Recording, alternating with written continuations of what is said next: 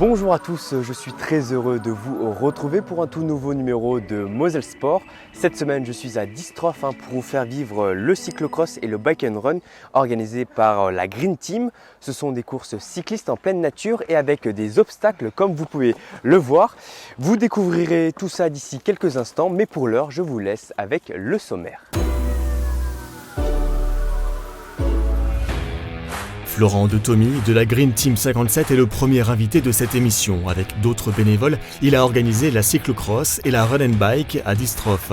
Ce sont deux courses en pleine nature et parsemées d'obstacles. Il fera le bilan de cette deuxième édition. Puis retour sur le sacre de Mats Rosenkrantz aux internationaux de Sarreguemines. L'Allemand a battu le tenant du titre, Dan Haded, en 3-7. Dans la deuxième partie de cette émission, Baptiste recevra Jordan Pittet et Baptiste Emer, le duo vainqueur de la Run and Bike. Les deux sportifs ont bouclé le parcours de 12 km en 47 minutes et 33 secondes. Puis retour sur la victoire de prestige au tie-break du TFOC face à Cannes, à travers les yeux de Romain Pitou. L'entraîneur des Bleus décryptera ces 5-7 qui ont été haletants et indécis. Et puis pour finir, retour sur le derby de lutte entre Sarreguemines et Mézières-les-Messes en ouverture du championnat de D1. En tête à mi-combat, les Sarregueminois ont su conserver leur avance pour battre Mézières, déjouant tous les pronostics. Voilà pour le programme, place au sport. D'ici quelques instants, je vais retrouver Florent de Thomy, l'un des organisateurs de ces courses. Mais pour l'heure, je vous laisse avec le récap sport, le condensé de l'actualité sportive mosellane du week-end. Salut les gars, bienvenue dans ce récap sport. Après le Moselle Open, Gilles Simon poursuit sa tournée d'adieu au Masters 1000 de Paris-Bercy. Sous le regard des trois autres mousquetaires, Jo-Wilfried Tsonga, Gaël Monfils et Richard Gasquet, le Français aux 14 titres a battu l'une de ses bêtes noires en 10 meurées. Quel moment de tennis! Ah, j'ai envie de chialer. Allez, on sèche ses larmes et on passe au récap sport. Enfin, Hugo Humbert retrouve des couleurs. Le Mosellan est remonté au 88e rang du classement ATP. Grâce aux 65 points acquis du côté de Bâle, où il est allé jusqu'en 8e de finale, le Messin valide donc sa place pour le tableau principal de l'Open d'Australie en janvier à Melbourne. Et ce, malgré son élimination au qualif à Bercy. Le 7e tour de la Coupe de France se disputait ce week-end. La SSEP Homboureau, pensionnaire de Régional 2 et habituée à réaliser de beaux parcours dans cette compétition, n'a pas su créer l'exploit face à Sochaux, club de Ligue 2. Les Mosellans, soutenus par quelques 150 supporters qui avaient fait le déplacement au stade Bonal, ont offert une très belle résistance durant une heure, mais s'inclinent 3-0. Découvrons les autres résultats de ce 7e tour. Tout comme Homboureau, Gandrange quitte cette compétition par la grande porte. Présents pour la première fois de leur histoire au 7e tour, les Mosellans ont été battus d'une courte tête sur la pelouse de Strasbourg-Königshofen. Place au handball maintenant. Au terme d'un match haletant et indécis jusqu'au bout, Sarrebourg s'offre Besançon 32-30 et s'invite dans le top 5. Et 5 comme le nombre de succès consécutifs remportés par les hommes d'Arnaud Calbry. Les Sarrebourgeois ont fait preuve de caractère à l'image de Mario Zvitkovic qui a su faire des arrêts décisifs ou encore de Maxime Postal qui a transformé en 2 temps le pénalty décisif à quelques secondes de la fin. A noter que Marco Mengon a été prolifique avec 8 buts. On termine ce récap avec la défaite des canonniers. Les Messins en blanc ont chuté à domicile ce samedi contre Jura Basket, 73-63. Les hommes d'Anthony Tomba n'ont pas su capitaliser leur bon début de match face à Lons-le-Saunier qui réalise un grand coup en Moselle. Voilà, c'est tout pour moi. Je vous embrasse. À la semaine prochaine. Je suis maintenant avec Florent de Thomy de la Green Team Distruff Bike Crew. Salut Florent. Salut. Merci de nous accueillir ici sur le parcours de ces courses qui se déroulent ce week-end. Tu es l'organisateur chargé aussi du tracé sur lequel nous sommes. Comment ça s'est passé ces 2 jours de 100% sportifs? Ça s'est passé extrêmement bien. On a beaucoup travaillé sur le parcours avec les bénévoles. On a eu beaucoup de participants sur le cyclocross hier. On a eu 150 participants avec les enfants. On a même réalisé une course draisienne. C'est quelque chose qui est un peu nouveau dans les courses dans la région. On essaie d'être novateur et inventif.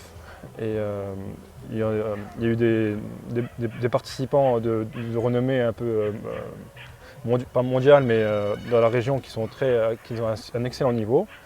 Et on a eu un très joli spectacle et on est content de tout ce qui se passe. Ouais, on a pu voir ça durant la Run and Bike. C'est très enfantin, oui. Et puis le Run and Bike aujourd'hui se déroule vraiment comme on le souhaite. Les gens adorent le parcours, c'est très ludique, il y a un peu de tout. La forêt en plus aujourd'hui on a une très belle météo, donc oui, on est très content de la journée.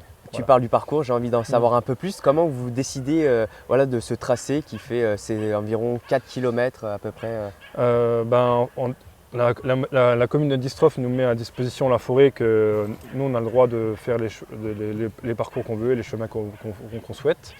Et après on a un beau plateau avec le parc de la Gloriette justement pour les enfants. Et après la partie forêt pour les adultes. On est des vététistes, donc on sait à peu près comment juger la difficulté des parcours. Voilà. Oui, parce qu'on sait que ça c'est cyclocross et bike and run, c'est des courses en extérieur, en prairie, dans la forêt. Donc vraiment ici, sur le Distrov, on a vraiment tout mélangé avec un peu de forêt, un peu de chemin et aussi des obstacles comme on a pu le voir avec les escaliers. Oui, les escaliers, c'est la petite cerise sur le gâteau pour la difficulté du parcours et la partie ludique pour tout le monde. Oui. Voilà. Revenons sur la première manche des championnats de Moselle de cyclocross qui se sont déroulés hier. Pourquoi ça a une telle renommée ici en Moselle cette course? En fait, c'est un challenge mosellan qui a été créé par Maxime Cré et le comité de Moselle. Et justement, il a mis ça en place pour justement que le cyclocross, c'est une discipline qui commence à progresser dans la région. C'est une discipline hivernale que les jeunes puissent, les personnes qui viennent de la route, qui viennent du VTT, arrivent à trouver leur compte aussi pour une préparation hivernale. Et donc c'est une discipline qui progresse, on va dire. Qui progresse, voilà. Et surtout c'est une discipline qui a lieu en hiver. Qui a lieu en hiver, principalement en hiver. Voilà. On se pose la question, pourquoi ça attire autant de personnes, ce cyclocross et le bike and run? Parce que c'est très ludique, c'est très amusant, que ce soit quelqu'un qui fait beaucoup de sport ou quelqu'un qui ne fait pas beaucoup de sport. Ils viennent pour une matinée pour s'amuser, les règles sont assez simples. Oui, voilà, c'est plutôt ce côté ludique que les gens recherchent pour l'hiver, en hiver. Parce que là, finalement, même les personnes qui font des courses toute l'année, les coursiers, ils viennent, c'est leur période de coupure, donc ils profitent de ça pour changer un peu d'air. Voilà. Et surtout pour s'amuser. S'amuser, ouais. Et donc j'imagine que vu la réussite, il y aura une nouvelle édition l'année prochaine. Oui, bien sûr, on va garder toujours le format cyclocross le samedi et le bike run le dimanche. Tous les ans, on essaye de faire en sorte d'améliorer le format. Et encore justement, la réussite du cyclocross l'année dernière nous a prouvé que tout est positif et aujourd'hui le bike run c'est pareil. Voilà. Et pour la Green Team 57, qu'est-ce que ça représente cet événement pour l'association? Nous on aime bien dégager une très belle image du club et c'est ça le principal. Donc faire participer surtout les enfants, que tout le monde soit... On est content que les gens soient heureux de venir ici et de pouvoir s'amuser. Voilà. En gros, c'est la base. Partagez votre passion, avec tout le monde autour de courses. Ouais, c'est ça. Merci Florent d'être venu dans Moselle Sport et de nous avoir parlé de ce magnifique week-end sportif. Voilà. Passons maintenant au sport du week-end. Ce dimanche se disputait la finale du tournoi Futur de Sarreguemines. Danadet, vainqueur l'année dernière, s'est de nouveau frayé un chemin en finale face à Mats Rosenkrantz. Retour sur cette confrontation avec ce reportage de Mosaïque Cristal.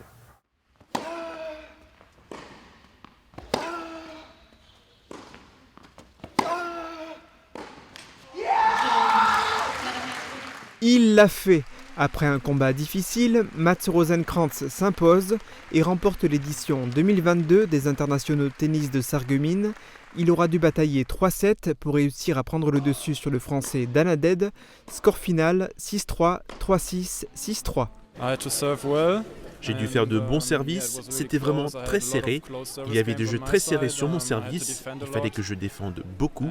J'ai gagné de nombreux points très importants. Je pense que j'ai pas été très bon dans mes occasions sur les débuts de set, notamment en premier set, où je pense que j'étais J'ai été un peu meilleur que lui au début, j'ai mieux entamé le match, mais j'ai pas réussi à passer devant au score. Dans cette finale, la puissance du joueur allemand a fait très mal aux Français.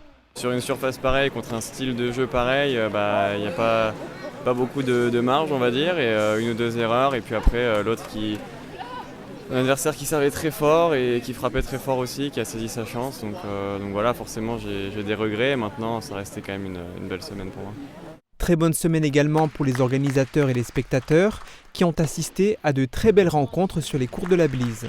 Hier, les deux demi-finales ont été passionnantes avec des rebondissements, des balles de match sauvées. On a fait un 7-6 troisième, 2 balles de match sauvées dans l'autre match. Enfin, c'était vraiment hier une grosse journée. Aujourd'hui, une très belle finale contre deux très très bons joueurs de tennis. Je pense qu'à la fin d'année était vraiment un petit peu cuit, donc je pense que c'était un peu plus dur. Cette victoire dans l'édition 2022, Mats Rosenkrantz ne l'aura pas volée. Tête de série numéro 5 du tournoi, il aura battu successivement les têtes de série numéro 1, 4 et 3, des performances de choix. Même les premiers tours sont difficiles, et particulièrement sur la moquette. C'est une surface très rapide qui convient à beaucoup de joueurs. En s'imposant ici à Sarreguemines, Mats Rosenkrantz fait coup triple, il remporte le trophée, 24 points au classement ATP et un chèque d'environ 3 500 €. Je suis maintenant avec les deux vainqueurs de la Bike and Run. Je suis avec Baptiste Emer et Jordan Pittet. Bonjour à vous deux. Bonjour. Félicitations, vous avez terminé le parcours en 47 minutes et 33 secondes. Baptiste, je me tourne vers toi, c'est ta deuxième participation. Comment s'est passée la course? Très bien, une bonne course. J'avais déjà fait auparavant la course avec mon père, bon, un peu plus tranquille. Là, on a voulu faire une équipe basée sur la compétition, donc on visait le podium. Et avec Jordan, on a bien tourné, les échanges, nickel. Pourquoi est-ce que vous avez fait l'équipe, le duo ensemble, Jordan? En fait, voilà, donc, on a quand même 20 ans d'écart. Hein. Baptiste est 20 ans plus jeune que moi, mais je travaille avec son papa et il m'a proposé le challenge. Donc du coup, j'ai accepté volontiers, mais ça met un coup de pression. Voilà, donc ça sort de la zone de confort. Et voilà, je savais qu'avec Baptiste, de toute façon, c'était podium ou rien. Donc voilà, il fallait s'employer pour... Après, il y a eu le fait de course, les premiers ont crevé, donc on est remonté, mais au pire, on avait une belle deuxième place. Donc aujourd'hui, on est satisfaits tous les deux. On s'est bien dépensé, à fond, tourné. À bloc, et nickel. Vous êtes bien senti sur la course, physiquement, vous étiez bien, Jordan? Impeccable, ouais, on était bien préparés, on s'est entraîné, on a essayé les passages de vélo, enfin voilà, tout roulait bien. Impeccable, une bonne course. Et donc vous vous êtes entraîné ici dans la région pour préparer cette Bike and Run, Baptiste? Ouais, moi je fais du vélo en club, donc j'ai de la facilité. Il fait énormément de courses, Jordan, et on s'est regroupé sur Yutz, sur le parcours de la Yeti pour justement tout ce qui est logistique vélo. Voilà. Donc en fait vous étiez complémentaires, un qui est un peu meilleur en VTT, un peu meilleur sur la course. Bon, Baptiste il est comment on dit, prudent avec ses objectifs, mais c'est quand même un bon coureur. Ouais, il roule et il court bien, il veut pas le dire, mais en tout cas il a des bons résultats dans les deux disciplines, du coup c'est sûr que ça truste bien tous les deux, quoi, c'est cool. Et comment s'est passé le passage entre le vélo et la course? Comment vous avez décidé qui faisait telle partie en vélo ou telle partie en course? Alors du coup on avait repéré ce matin le parcours une heure avant le départ, et du coup on s'est dit que les parties techniques VTT, Baptiste les ferait parce qu'il a un niveau supérieur à moi en VTT, donc on a repéré les endroits. Et après on sait que stratégiquement, pour avoir de la performance, il ne faut pas dépasser les 300 mètres de course à pied. Donc voilà, on a décidé de ne pas poser les vélos, on était côte à côte pour avoir un moment de récup sur le vélo. Et voilà, les parties techniques, Baptiste est stratégique qu'il les fasse. Et après en course à pied, on a envoyé tous les deux à la même allure, donc c'était top. Parlons de ces escaliers, l'obstacle le plus difficile. Donc j'imagine que c'est toi qui l'as passé. Ouais, comment tu t'es senti sur cet obstacle? Pas de pression, j'ai l'avantage d'avoir fait des Coupes de France. Donc les obstacles c'est un peu mon domaine, j'aime bien ça. Donc les escaliers sur le vélo. Jordan qui courait devant, moi en étant sur le vélo derrière et à fond dans les escaliers. Et les conditions étaient plutôt bonnes, hein. Il n'y avait pas trop de boue comme on peut connaître à certaines fois. Pour la course et pour le vélo, c'était parfait, ces conditions. Ouais, c'est clair que là, pour une fin octobre, avoir des températures au-dessus de 10 degrés le matin, où on peut courir encore en manche courte, pas de boue, le terrain était aplati par le cyclocross d'hier. Donc c'est vrai que des conditions réunies pour faire une performance, donc c'est cool. Ouais. Et votre temps, 47 minutes 33, est-ce que c'était ce qui était espéré? Comment vous jugez votre temps, Baptiste? La dernière fois à l'entraînement, on avait dit 50 minutes, 1 heure grand max. Et là, avec les conditions qui étaient favorables, on n'a pas changé. Les changements 300 mètres, la course, et on a fait un bon temps. On a fait une bonne moyenne et je suis content. Moi, personnellement, je suis content de mon résultat.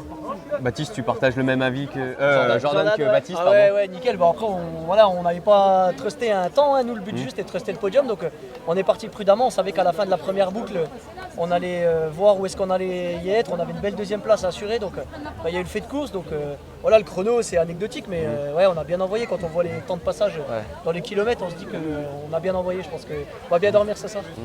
Voilà, ces courses, le cyclocross, ça attire de plus en plus de monde. Vous, qu'est-ce qui vous attire dans cette discipline, Baptiste? C'est une découverte. Un peu, on est bike, c'est pas commun. Donc j'ai déjà essayé le triathlon, c'est aussi différent parce qu'on est tout seul. Là on est à deux, donc on est un peu en équipe, ça joue sur la course tout simplement. Et toi, Jordan, qu'est-ce que tu aimes dans le côté à la fois mêlé, cyclisme et course en pleine nature avec des obstacles? C'est vrai que ça fait, d'habitude c'est deux sports complètement individuels. Moi je roule aussi en vélo et je cours souvent seul. Et là c'est vrai que de partager ça en binôme, c'est vraiment plaisant. En plus quand on a un niveau proche, et on sait que je savais qu'avec Baptiste j'avais pas le droit à l'erreur, il fallait performer aujourd'hui. Donc je me suis couché tôt et je savais que il fallait performer.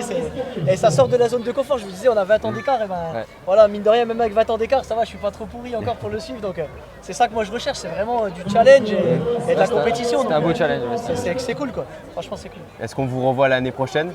Bien sûr, bien sûr. Vous allez défendre vos titres? Bien sûr, c'est une évidence. On maintiendra donc. Avec encore un peu plus de préparation et puis dans le même objectif du podium, c'est clair. Merci à vous deux et encore félicitations. Merci beaucoup, Merci. pas de soucis. Passons maintenant à l'actualité du TFOC. Suivez toute l'actualité du TFOC avec Terville Lavage Auto. Ce week-end, le TFOC disputait le choc de Liga féminine contre le Racing Club de Cannes. Les Tervillo-Florangeoises se sont imposées 3-2 au bout du suspense. Je vous propose de revivre cette rencontre à travers le regard de Romain Pitou, l'entraîneur du TFOC. Quelles sont ses consignes? Comment vit-il le match? Il nous explique tout dans ce reportage. I don't care.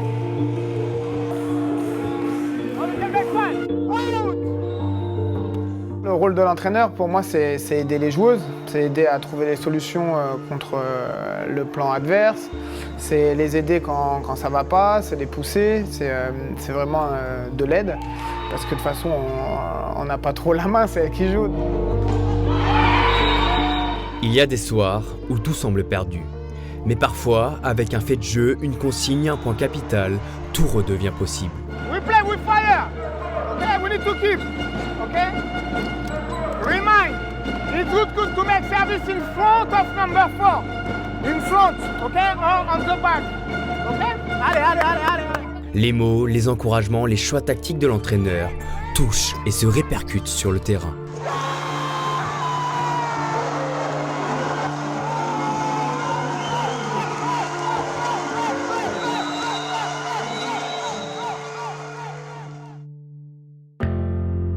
Le TFOC, 4e l'an passé et demi-finaliste lors des playoffs, n'est plus le petit poucet du championnat. Alors, quand les grands duels s'annoncent comme samedi soir contre Cannes, Romain Pitou et son équipe peuvent espérer faire tomber ce mythe du volley féminin. Mais la confiance n'est pas totale, le groupe Tervillo-Florangeois est jeune et cherche encore des automatismes. L'équipe n'est pas non plus épargnée par les blessures. Kendall White ressent des douleurs au dos et Gretakis est à peine remis de sa blessure à la cheville. Allez. From the beginning, 1, 2, 3, J'essaye, de toujours faire passer le mot du plaisir. Plaisir de gagner en premier, mais c'est aussi le plaisir de se dépasser, le plaisir de ne pas laisser tomber la balle au sol. Le premier set est mal embarqué, Cannes mène rapidement avant que le TFOC se réveille, mais il est trop tard, les sudistes s'offrent une première balle de set, Romain Pitou réagit et demande un temps mort.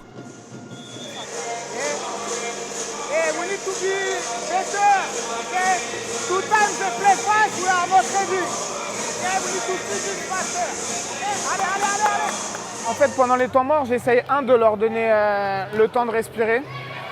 Et après, de toute façon, elles ne vont pas retenir toutes les informations. Donc je préfère en donner une ou deux très rapides. Le TFOC sauve la première balle de set, mais cède sur la deuxième. Ça fait 1-0 pour les sudistes. Au début de la deuxième manche, les deux formations se rendent coup pour coup. Mais l'expérience de Cannes parle et les joueuses de Filippo Schiavo s'envolent vers le gain du deuxième set, 25-20, le TFOC est dos au mur.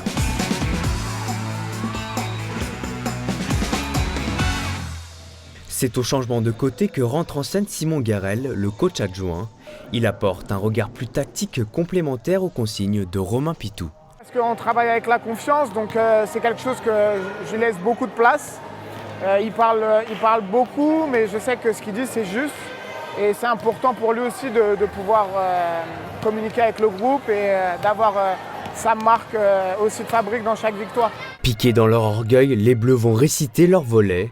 Plus tranchante, monstrueuse au bloc, Mariam Sidibé et ses coéquipières remportent le troisième set 25-18, puis le quatrième 24-20. Yes!